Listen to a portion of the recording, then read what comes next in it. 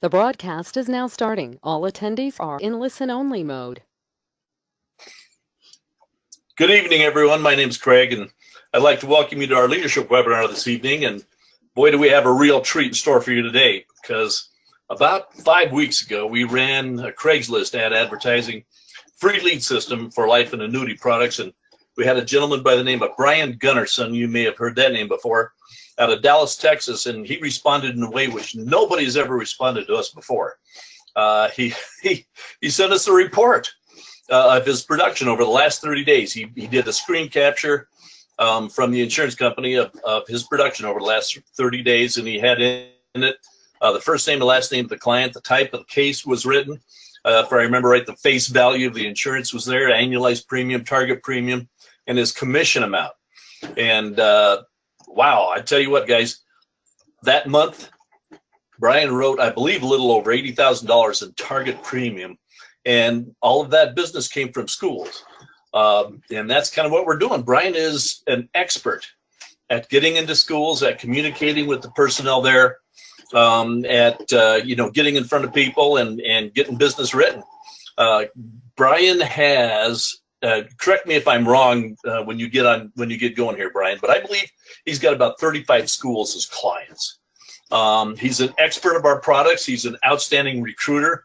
And as you'll see this evening, he's a great presenter of the concepts that we need to be familiar with to do business, the business of college funding, basically, in schools. And I'm quite certain that what he's got to say this evening will be a benefit to everybody who's listening. So without further ado, ladies and gentlemen, the only thing missing on him in his wardrobe on a regular basis, I think, is a cape with a big S on it. Without further ado, Brian Gunnarsson. Hey, thank you very much for that introduction, Craig. I appreciate you guys. Thank you, everyone, for being here on a Tuesday night. We got a little off track last week, as you know, from our usual Tuesday evening training. We had a little mishap in the IT department that did an AM and PM thing. So I appreciate you guys showing up on a Thursday, throwing off your schedule. But we're going to stick to our Tuesday evenings at this hour to educate ourselves and to become better professionals. And so that's what we're here to do. Every single Tuesday, we're investing in ourselves. We're taking time out of our lifestyle to better ourselves in our profession. And some of the things that I've done in the past, I want to share with you. I took this course, and it's a certification type of course, and I shared it with you guys last week for all those who didn't or couldn't make it last week. I became a college funding specialist. It's a certification, kind of like a realtor. Obviously, you're licensed and you pay a monthly dues and things like that. But it also taught me to be, more in tune with how colleges are working, and it keeps me abreast with all the changes that they make on an annual basis. And I'll share those with you. So as long as you're tuning in on Tuesdays, I'll share with you everything that I find. We have a lot of one-on-one conversations with all of you, but sometimes it's hard to talk to 50, 100 people in a week. And still recruit, and still go to schools, and still drive business. So with all that being said, today's course, I'm going to play you a video, and we're also going to put this in the back office. So this information, the course is a digital video, somebody reading out loud to you basically what's written here in the text. And I did a copy and paste, and we're going to load that in the back office so you can look back at this. If there was something that was missed, some people are auditory, some people are visual. Everyone learns on a different way. Some people are kinesthetic, some people auditory, digital. So, we're going to do the auditory this evening. The visual, you can get your hands on it. It'll be in the back office once Dewey gets it up there. And so you can print it out and read it if that's your style of learning or whatever way works best with you. That'll be available to you also. So today's lesson is about the admissions department and how it works hand in hand with financial aid. So it's a 15-minute video that we're going to play for you guys. So sit back and enjoy and take in what you can, and also do the download when you can, and hopefully in 24 hours it'll be up there. And you'll be able to do a read of that as well. And just continue to add little bits of our profession into your repertoire of sitting down with people and become the expert that you guys want to be. So here we're going to go. It's I think it's about 15 minutes. I'm going to hit play, and then I'm going to do a large screen so you could follow along a little bit better. And we'll talk a little bit later. We won't open it up to any questions. They have a test at the end of these things. I'm not going to go so far as to throw a test on you. But maybe later on I can print you off the results and send it to you if you've got an interest in that. But all right, here we go. We're going to hit play and learn some stuff today. All right.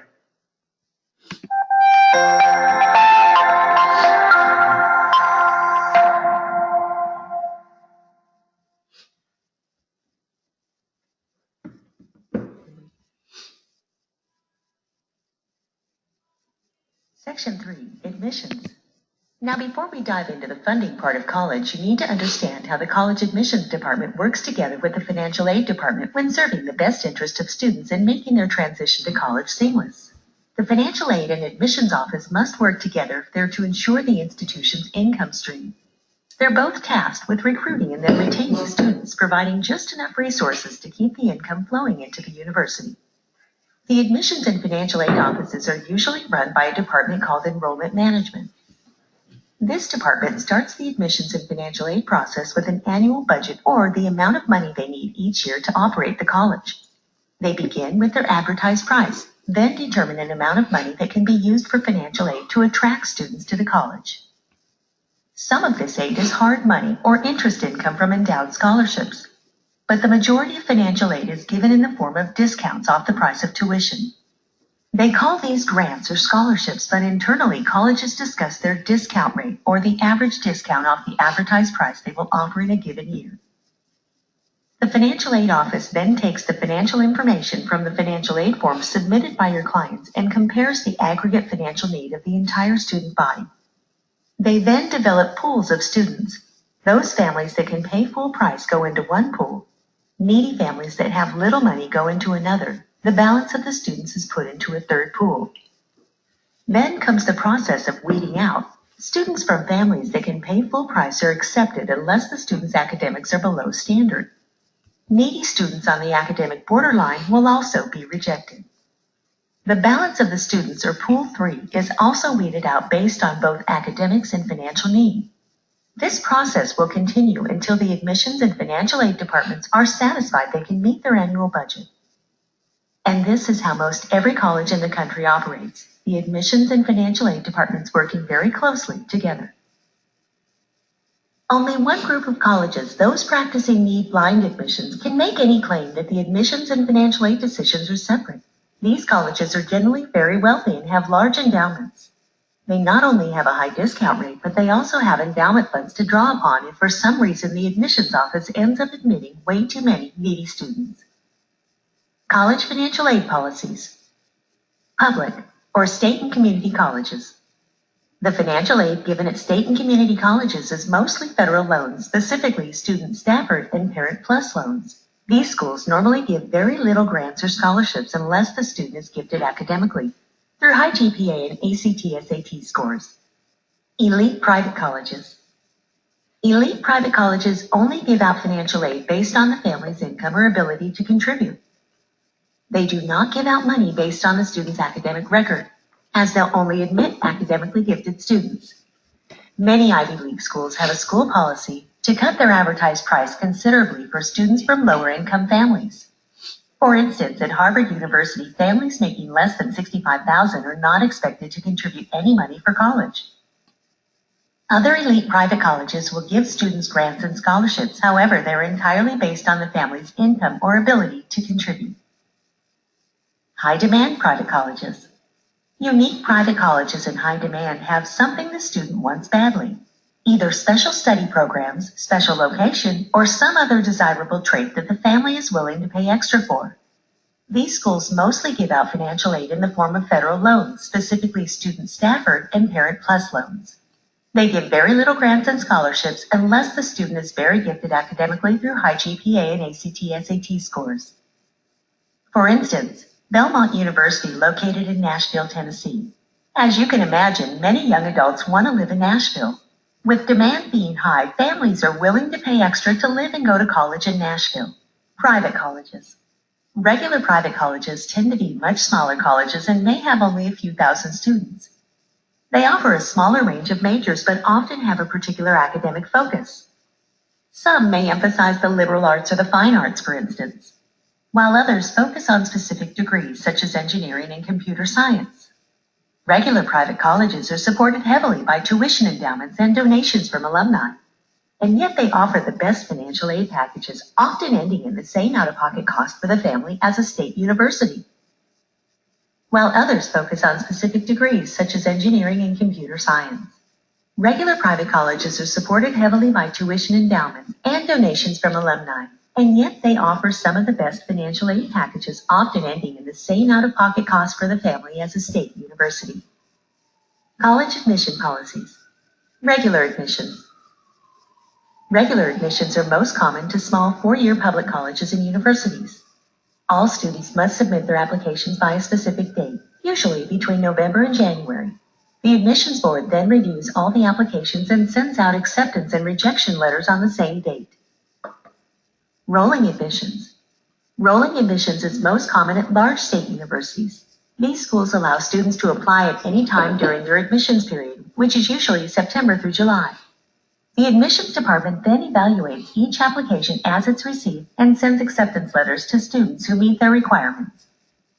Open admissions. Open admissions are typically associated with community colleges and online schools such as University of Phoenix.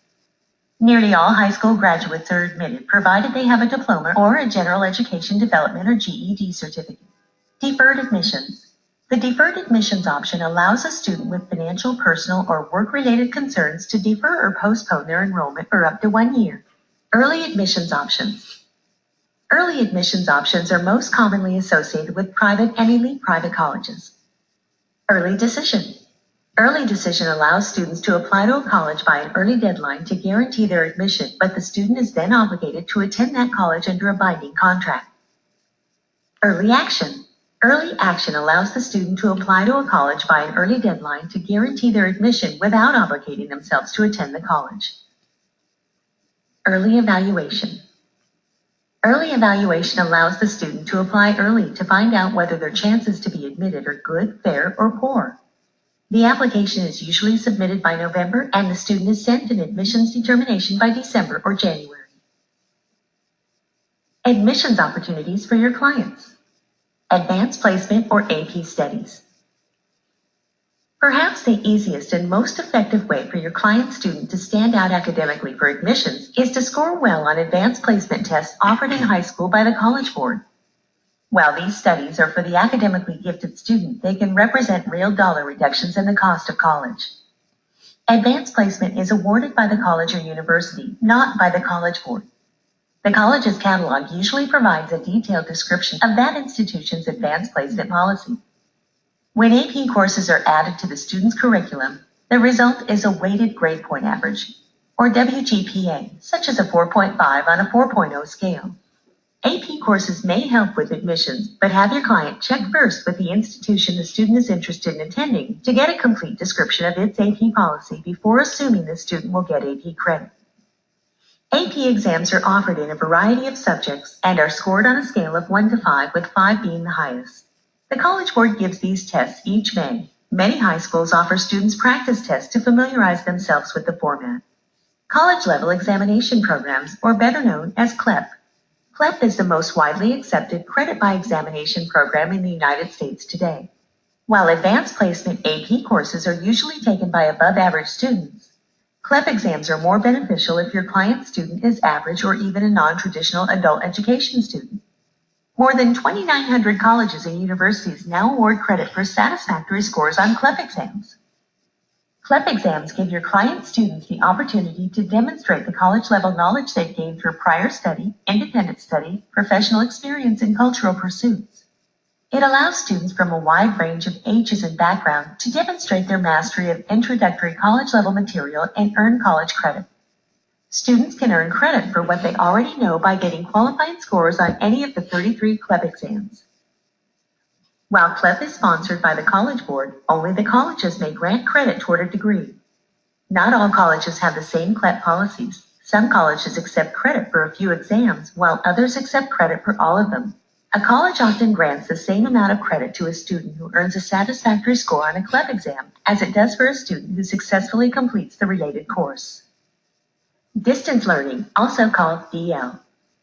Distance learning is a mode of delivering education and instruction, often on an individual basis, to students who are not physically present in a traditional classroom. If your client student needs flexibility or just wants to reduce costs, they may find distance learning to be the best way to combine studies and life. The reduction in education costs can be considerable from room costs, transportation, and savings in time. However, distance learning does require well-motivated, self-disciplined students who are able to manage their time and set deadlines. How is distance learning done today?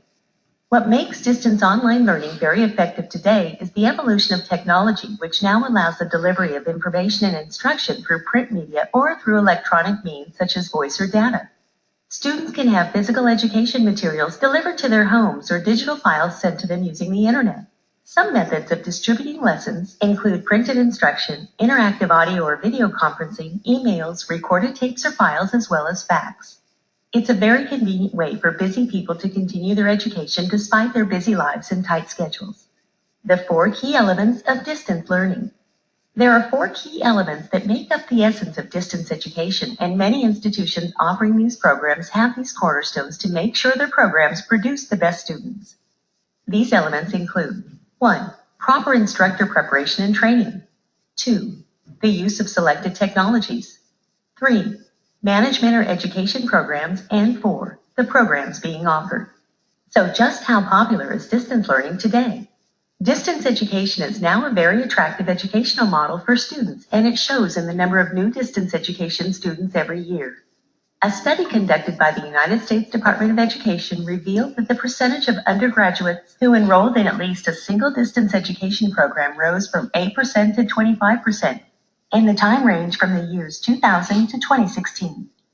What makes distance learning appealing? Distance education is a very appealing educational program for people who do not have the luxury of time. In general, the majority of students wishing to access distance learning are those who are busy juggling other priorities in addition to their education. Many of these people are either those in employment, running a business, or any other factors that keep them from enrolling in a traditional educational program. What types of distance learning programs are offered? There's a wide range of programs offered by distance education institutions around the world. The distance learning education classes offered by these institutions cover almost all types of college degrees or preparatory educational programs. These are also credited by other institutions and even by employers who look for well-trained employees. What's the common misconception about distance learning? It's a common misconception to think that online distance education is not as effective as traditional learning. Many teachers think that students don't get to learn as much as they would with traditional physical face-to-face instruction and training.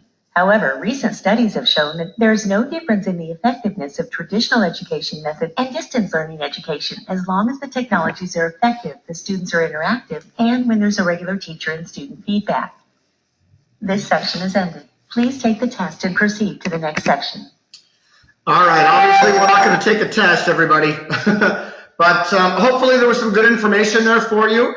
The CLEP stuff, I can give you some real world experience. My cousin is applying to be or studying to be a nurse, and she took her CLEP exams and she got some certifications and credit towards her degree for doing those. So, and they actually have these study courses where you can take these, obviously distance learning like we're doing right now over media like this. You can study and do these courses, go and take these exams and show that you have some knowledge already rather than the person just walking off the street saying, I know nothing about this, about this profession. So they're very, very handy. It's good to know because you'll have questions about that from time to time. How can I better prepare my child for whatever it is that they're doing? So CLEP is a good thing. AP courses are recognized by a lot of colleges, so make sure that the one that they're wanting to attend recognizes it. So that's something you're going to want to check. But the distance learning thing, obviously the, Arizona University of Phoenix, I think they were the #1 user, the first ones that came out with the distance learning and made a huge thing with it. One statistic that I got from somewhere, I can't remember where it is, it might be later on in this course, although distance learning is handy and can be, and they kind of warn you about, you need to have the self-discipline for people. most people I think the percentage of people who actually apply for a degree online and actually go through with it is like horrendous. It's like a 90% failure rate. So that's something to keep in mind also.